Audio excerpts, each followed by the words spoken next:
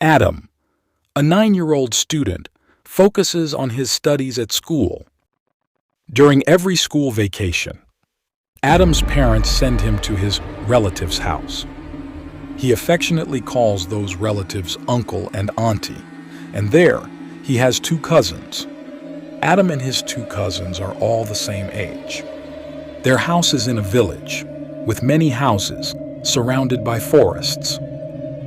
The houses there look old and abandoned, like nobody has been there for years. In reality, many of them have been unused for a long time. In these houses, we can find items people once used: chairs, beds, cupboards, and in some, even old clothes remain.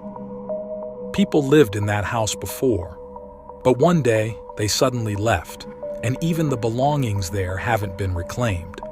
The reason remains unknown. One day, when Adam and his 2 cousins were at home and feeling very bored, they suggested, "Come on, let's play hide and seek." In search of a good hiding spot, they decided to leave their house and explore outside on the lookout for the perfect place to play. Spotting a large, abandoned house, Adam suggested, "We can play hide and seek in this place." But there is a story behind the house they went to, a dark history. The 2 cousins knew what happened in that house before, and they began to tell the story to Adam. Many years ago, a family lived in that house, a father, a mother, and 2 children. Suddenly, one day, the father in that family inexplicably killed his wife and children. He used an axe to brutally and violently kill his wife and children. After that, he hanged himself in that house. Everyone believes that their spirits haunt that house. At night, neighbors living next door claim to hear the eerie sound of iron being dragged across the floor from inside.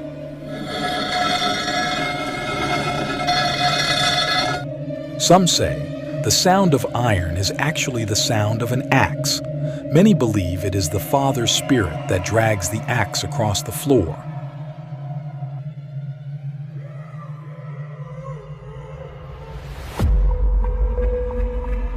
Because of fear, nobody went into that house, but these 3, being brave, went inside. The 2 cousins told this story to Adam, but even after hearing it all, Adam couldn't believe it. People are just lying. It's a made-up story to keep others away from this house. Don't believe it, Adam insisted. They proceeded to play hide and seek in that house. That house still contained all the belongings used by the people who lived there: cots, chairs, tables, radios, clothes, children's toys. All the dishes were scattered on the floor. None of those belongings had been taken by anyone else. Since the incident, no one had even entered the house. The house had 2 floors. While playing hide and seek, Adam headed to the first floor where numerous rooms awaited. He entered one of them. In that room, he spotted a cupboard. Upon opening it, he found a black cloth hanging inside, resembling a curtain. He went into the tiny cupboard and sat, since it was too small for him to stand. He shifted the black cloth, akin to a curtain, entered, restored the black cloth to its original position, and closed the cupboard. Believing he couldn't be found, they indeed couldn't locate him. Sitting there for a long time, he started feeling sleepy and eventually drifted off without realizing it. He didn't know how many hours he had slept. Suddenly, he woke up, and when he opened his eyes, his whole body was sweating. It's incredibly hot inside that cupboard. At one point, he can't even recall where he's sitting or what's happening. After a while, he remembered they came to play hide and seek, and he had hidden here.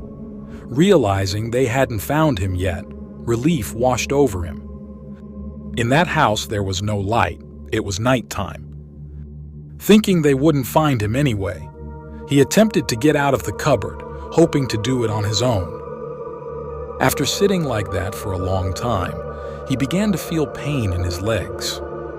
He sat there thinking he could rest for a while and get up once the pain in his legs subsided. As he rested, he heard a door slam from the ground floor below.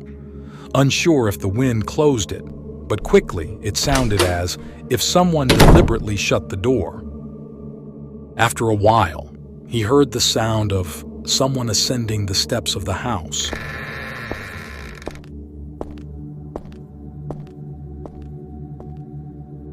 Adam assumed it must be his cousins, so he remained inside the cupboard, continuing to play hide and seek. "I won't come out. I won't let them find me. I want to win," he thought, and so he stayed hidden. The speed of the sound coming up through that step started increasing. Of course, he realized that these were not my cousins. It is something else.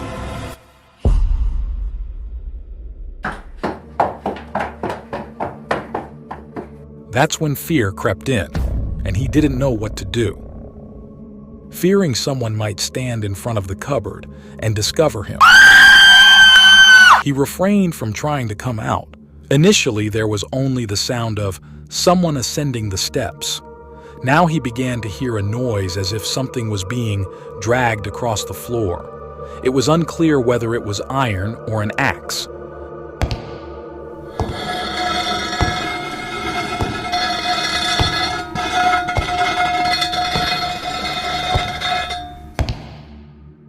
Suddenly, a horrible smell came from the cupboard, the stench of decaying flesh, like rotting corpses. Afraid, Adam began to cry. He covered his mouth with his hands, tears streaming down. He started hearing the clear sound of iron being dragged closer to him. It's uncertain if it's a person or something else pulling the iron.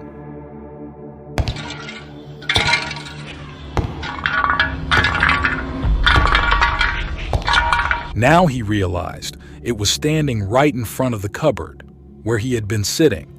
He could also hear the sound of that iron rod hitting the ground, just beside one door.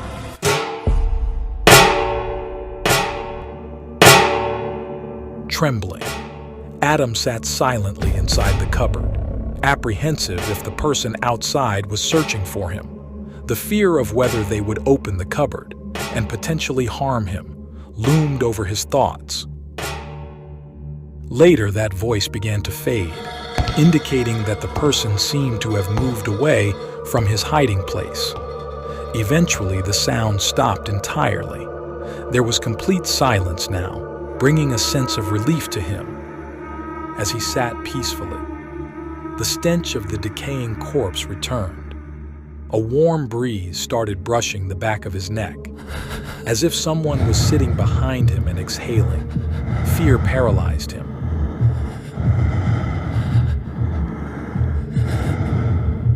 "I can't stay here anymore. Whatever the problem may be, it doesn't matter. I can't sit here," he thought, then opened the cupboard and started running fast. As he ran, he didn't even look back to check if anyone was behind him. He descended the stairs, but when Adam reached the bottom, he forgot the location of the exit door. In the pitch-black house, he sprinted around, desperately searching for the door. That's when he finally found the door, but he couldn't open it because it was locked by someone. Once more, he sprinted around, desperately searching for an exit. It felt like he had lost his life to fear. During that time, numerous doubts and fears haunted him, worries that someone might sneak up behind him while he ran and grab his leg. After a while, Adam spotted an open window. Without hesitation, he sprinted towards it and managed to come out. In the darkness, he sprinted quickly towards Auntie's house, afraid that someone might follow him or appear with an axe. Thankfully, nothing of that sort happened, and he reached Auntie's house. As the door opened, his two cousins were inside. With a mix of anger and fear, he looked at them and questioned why they had left him alone and allowed such a situation to unfold. They explained, "We thought you were hiding on the first floor. We came up looking for you, but despite searching everywhere, we couldn't find you."